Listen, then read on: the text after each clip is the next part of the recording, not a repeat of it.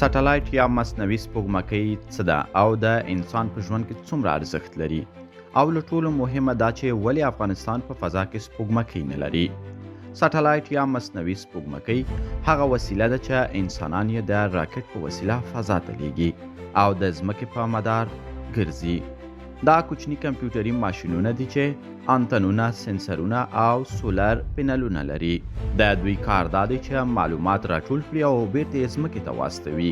سټلایټونه زموږ په ژوند کې ډېر مهم رول لري ځکه د ټلیفون، تلویزیون او انټرنیټ اړیکې برابروي. د جی پی اس او نقشې له لارې زموږ ځای ټاکي.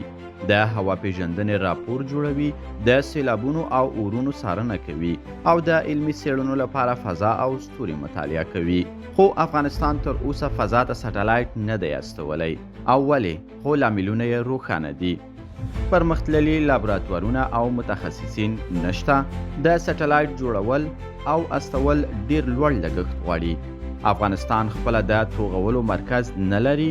سیاسي او امنیتي بې ثباتۍ اوږدمهاله پروژې ګډوډې کړي دي او د فضایي علومو متخصصین هم کم دي. خو په راتلونکي کې دا کار ناشونی نه دی. که افغانستان د نورو هیوادونو سره همکاري وکړي او د دوی مرسته وغواړي، د پوهنتونونو په کچه د فضایي پروګرامونو ملاتړ وشي او له نړیوالو شرکتونو سره تړونونه وشي، نو کولی شي خپل لومړنی سټلایټ فضا ته واستوي چې په دې سره به هم په هیواد کې د انټرنیټ بیې راټیټې شي او په ډیرو برخو کې به نور هم پرمختګونه رامنځته شي.